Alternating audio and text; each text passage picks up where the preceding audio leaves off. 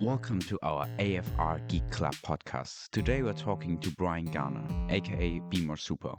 He has his own podcast where he interviews celebrities from movies and series like Warrior Nun, DC's Titans, and many more. So let us start the interview. Check out Bryan info in the description, and now geeks out and have fun.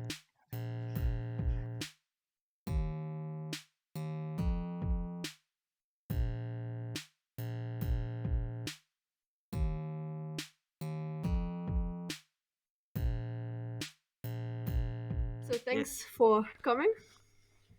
And It's a pleasure. Really, Yes, it's nice to have you here. And we have some questions for you. And I think we just start. with the first one. So when did you start doing interviews? So when did I start doing interviews? So I started the podcast actually at the beginning of the pandemic. So everything going on with coronavirus, literally I had my own entertainment business. So I used to DJ and supply speakers and PA for bands. And obviously since the pandemic, everything stopped.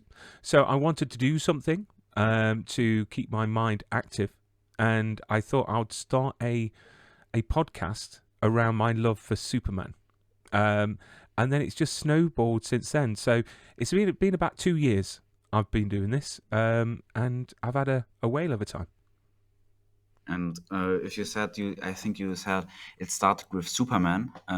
Was it more a geeky podcast about Superman with random facts, or was it the whole time an interview podcast? So I actually started the podcast just talking about Superman, the original Superman movies, because I've got a lot of friends that are into Superman, the Christopher Reeve movies. And I collect film props and autographs, and the sponsors of my show is Prop Store. So I wanted to give back by chatting about the films, getting friends on, and then it obviously went into interviews, which is a strange turn. And if you say, so now it's something like an interview podcast where you invite and interview famous people. How do you become an interviewer? To be honest, anyone Yes, can just- be an interviewer. Anyone can. So if you can have a conversation with someone like we're doing now, you've got to think that these famous people are just normal people. You see, we see them on screen, on posters, on T-shirts, you name it. We see them everywhere. But at the end of the day, they've just got a more of a glamorous job than we've got. So as long as you can have a conversation with someone like we're doing now, you can be an interviewer. It's literally just having a conversation. So, you know, when you're, I don't know, talking to your teachers or your friends about how their weekend was, technically you're interviewing them. So, yeah, anyone could be an interviewer. You said you're doing this now for 2 years. Which interview was the most interesting of all the interviews you've done? What do I think is the most interesting? Do you know what?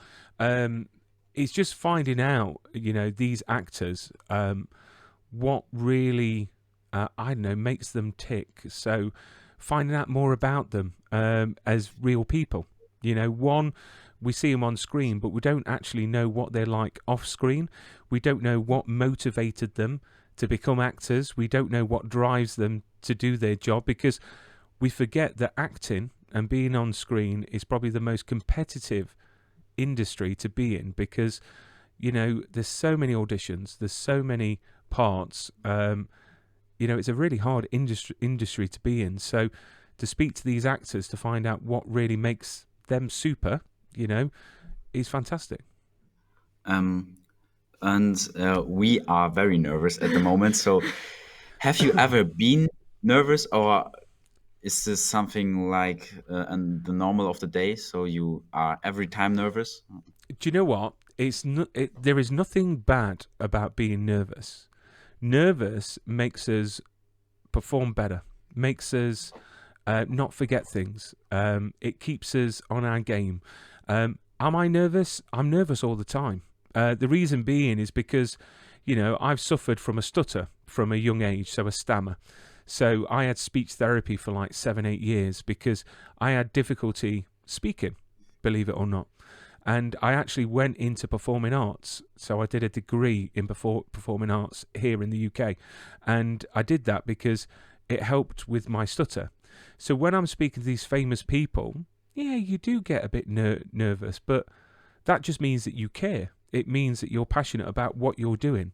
So don't worry about being nervous. You know, if you're going to make a mistake, you're going to make a mistake. There's nothing wrong with making mistakes. We're human. You know, this is why my show, you know, it's not like a formal format. It's not like, you know, what you'll see on the news or anything like that. If you make a mistake, you just laugh it off and you carry on. So don't worry about being nervous, because we all get nervous in everything, but it keeps us on our game. Which was the most famous person you have ever interviewed? Ooh. See, this is a tricky one, because what would you class as famous? Would you say famous is someone that has been in the most amount of things? Would you say famous as someone that's got the most amount of followers on Instagram or Twitter or Facebook? Me personally, the most famous person, and you won't even know who they are, is a woman called Jane Seymour. To me, she is the most famous person that I've interviewed, only because she has been in James Bond movies. She has been on screen with Christopher Reeve, that's Superman. She has done so much stuff, and you know, she's just amazing. But I've interviewed Oscar-winning people as well. Colin Chilvers, he directed Michael Jackson in Moonwalker, and he won an Oscar for Superman for special effects. So, you know, they're all famous sort of in their own right, but it depends on popularity. You know, like Warrior Nun. The Warrior Nun videos and interviews are going wild. Literally, since October, I've had 1.1 million views on like Twitter alone of my tweets. 1.1 million, which is crazy. It really, really is. But would you say the cast of Warrior Nun are really famous? You wouldn't. But yeah, but Jane Seymour for me is the most famous person that I would consider have had on the show. Yes, thank you.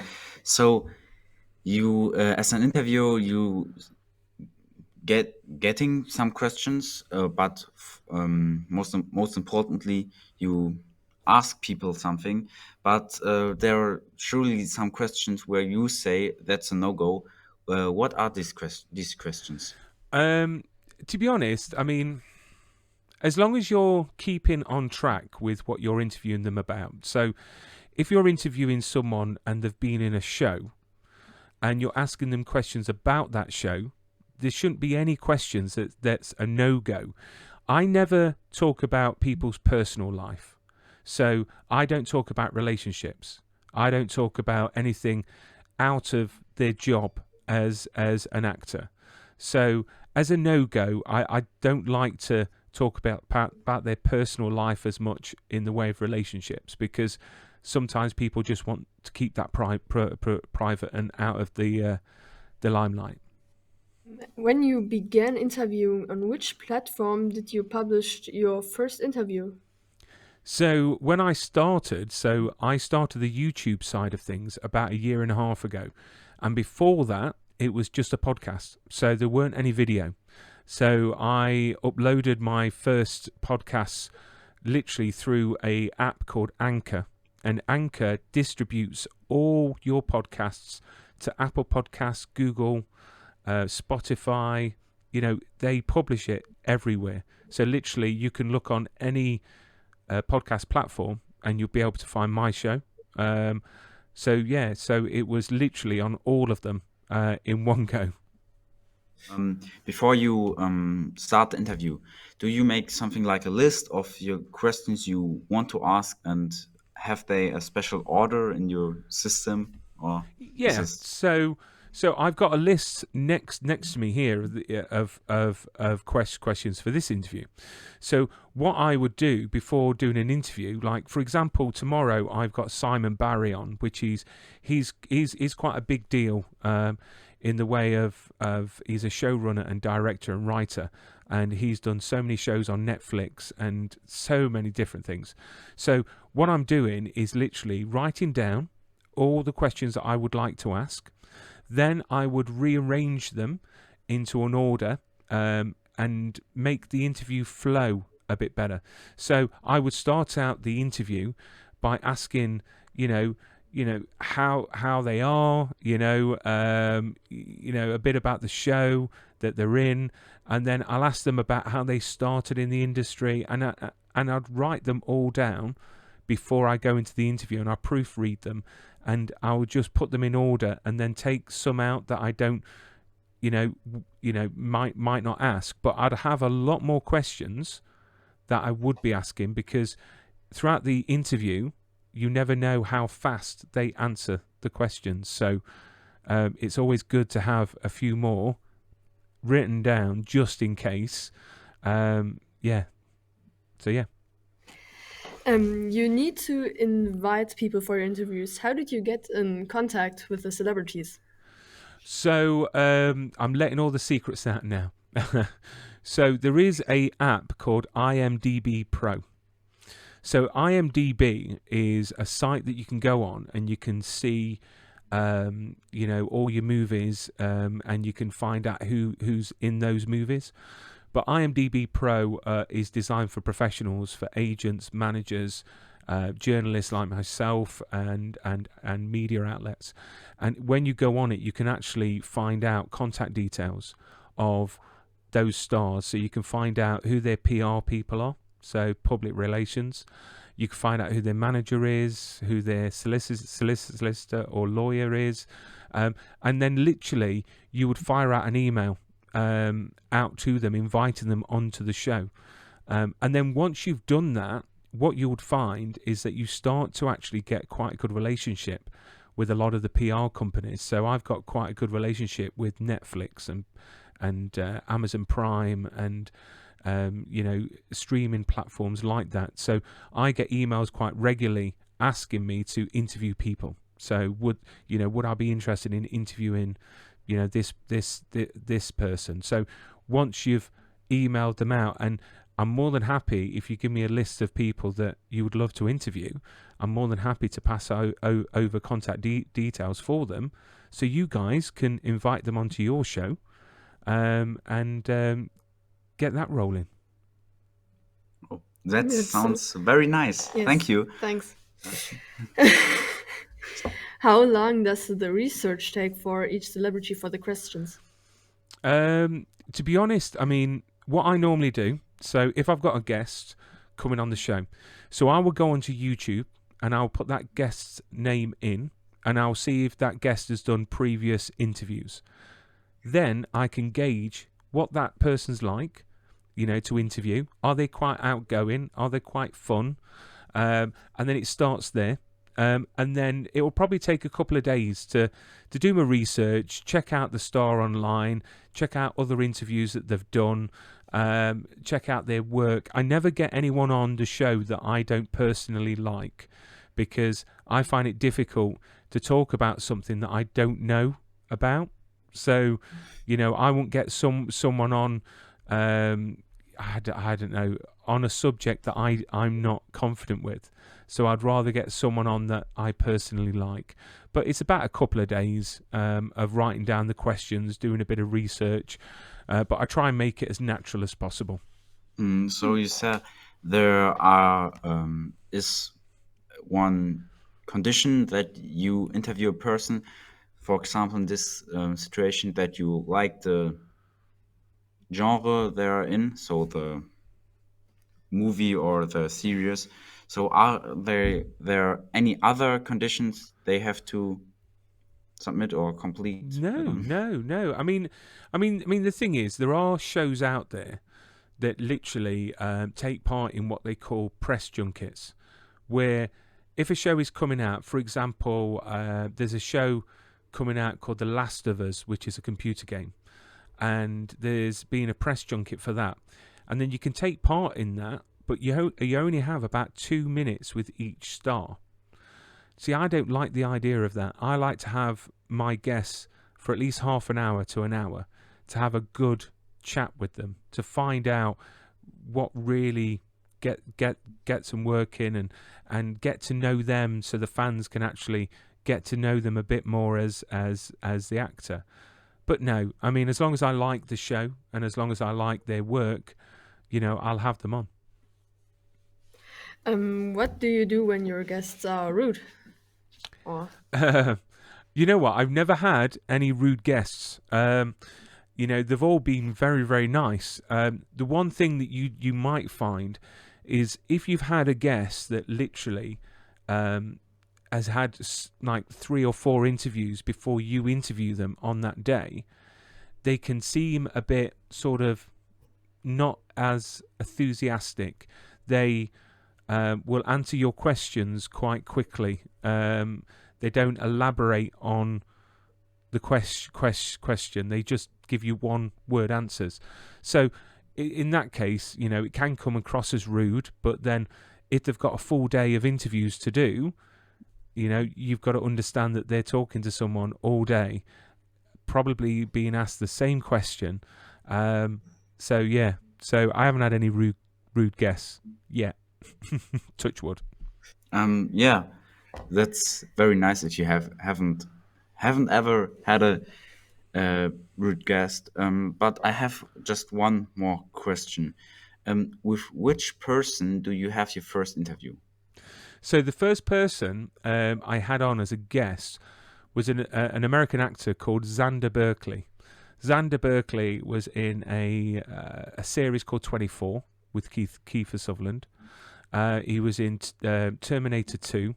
He's been in loads of things, and he was a great guest. Literally, he wouldn't stop talking for about 2 hours, and it was very early in the morning. It was about probably 1-2 o'clock in the morning because of the time difference.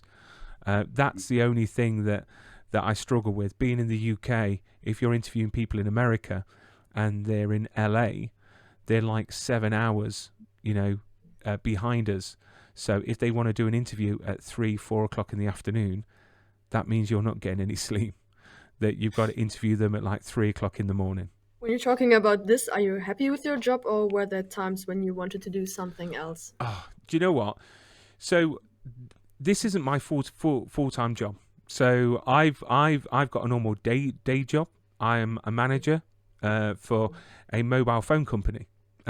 So I do this as sort of my hobby. I do this because I love doing it. So it's not something that I will never give up, because, who else can say that they've had, one-on-one time with these great actors? It's fantastic. I mean, you go to these conventions and you get probably 2-3 minutes with, your favorite actor that you're going to meet. I can get literally an hour with that person one-on-one, and then you can form friendships afterwards. I mean, I'm now friends with a lot of my guests that, I've got their phone numbers. We chat on a regular basis, which is great, which is crazy, but it's fantastic. So if you say you have the numbers or the contact information from these celebrities, do you something with them on your free times? For example, chat, except from chatting, calling each other or something like go out? Well, I've had a few of them call me when I've been at work in the day, which I think is quite crazy, because everyone's going, "Who's calling you?" And I'm like, "Oh, it's Kim Coates from Sons of Anarchy," and they're like, "What? Why?" And I was like, "I don't know." But no, I've been invited out for dinner by Eric Roberts, who's I don't know if you know an actress, Sarah Roberts. She's in Screen Queens, and Eric Roberts is quite famous. His sister is Julia Roberts, the Oscar-winning actress. and he's invited me out for dinner, and a lot of the cast of The Expanse as well. But it's just getting time. But no, I love it. I wouldn't change it for the world. I don't see it as a job. I see it as having a great time. Chatting to people that I admire. That's nice. Yes, that I sounds think awesome. we have all our questions done. Yeah. So Excellent. you can, if this go on YouTube and other media, so you can tell the community your podcast so they can look around. Yeah, of course. So you can follow me on Instagram at, all you have to put in is at BeMoreSuper UK. On Twitter, it's at BeMoreSuper. And then literally, if you put on YouTube or any podcast, just put BeMoreSuper, the podcast, and you will find it. It's quite easy to find. But thank you so much for the questions. It's been fantastic. And I wish you all the luck. And whatever I can do to help, I'm here for you. Thank you. Thank you. Thanks for taking the time for us. Hey, no, you know what? It is a pleasure. I've been looking forward to chatting with you and looking at the stuff that you're doing on Instagram, and I look forward to seeing more interviews from you, and yeah, I'll be supporting my end.